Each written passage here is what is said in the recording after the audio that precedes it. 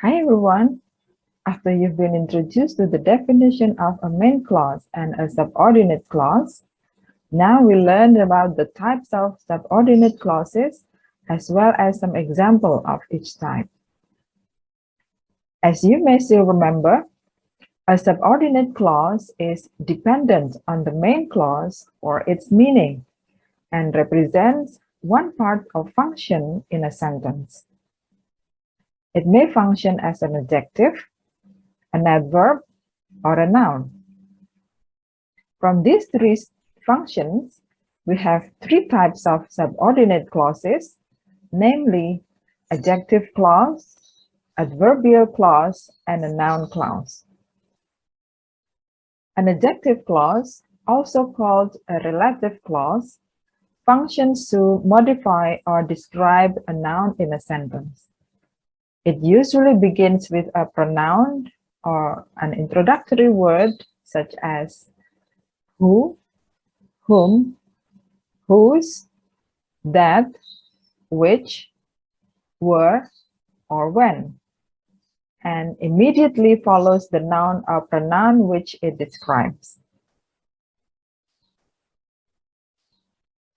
For example, please take a look at this sentence. The man who is wearing a black jacket and red sneakers is my boyfriend. Once again, the man who is wearing a black jacket and red sneakers is my boyfriend. In the sentence, the man who is wearing a black jacket and red sneakers is my boyfriend, we have two clauses, namely, 1, the man is my boyfriend, and 2, who is wearing a black jacket and red sneakers.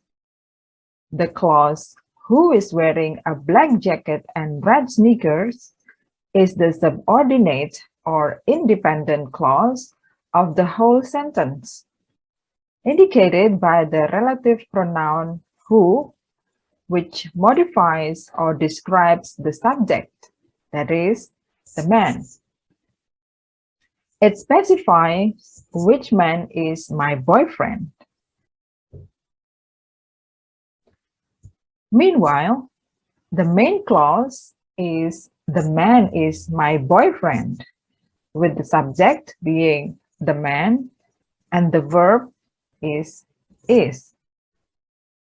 This clause, the man is my boyfriend, can stand on its own as a complete sentence, even without the subordinate clause, who is wearing a black jacket and red sneakers. The second type of dependent clauses is adverb clauses or adverbial clauses. So, what is an adverb clause? An adverb clause is a dependent clause which modifies a verb or gives specific information about the verb in the independent clause. It usually begins with an adverbial conjunction such as because, although, if, or while, and is frequently found at the beginning or the end of a sentence. The clause of this type may function as the adverb of time, causes, condition, result, and manner. Please take a look at this example. He stopped running because he felt pain on his knees. Once again, he stopped running because he felt pain on his knees.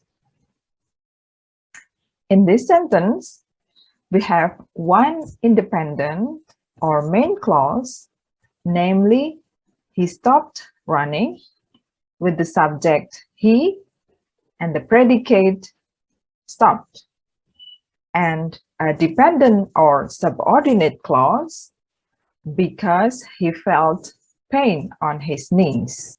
The clause, because he felt pain on his knees, is dependent on and provide information about the cause or reason why he stopped running in the main clause. Okay, now the third type of subordinate clause is the noun clause.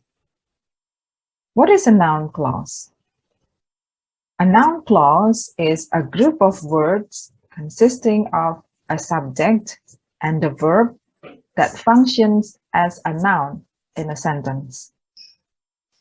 A noun clause begins with the word that or a question word such as why, what, or how, and can function in a sentence in any of the ways that a noun can, either as subject, object, or complement. Now, take a look at this example.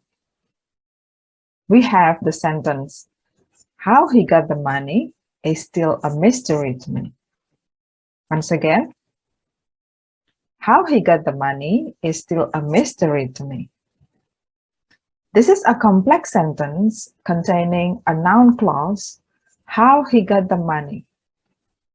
In the noun clause, how he got the money, the construction begins with a conjunctive word, how, followed by a subject, he, then a verb, got. This clause is the subordinate of the main clause, is still a mystery to me, and is acting as the subject to the clause. We can replace the noun clause, how he got the money, with a pronoun it or that as a subject. Students, you will learn more on the adjective clause, adverbial clause, and noun clause in the modules that follow. Well, everybody, have you got the idea about independent or main clause and dependent or subordinate clause? Please don't forget to do the exercises to check how far you understand the material. See you on the next modules.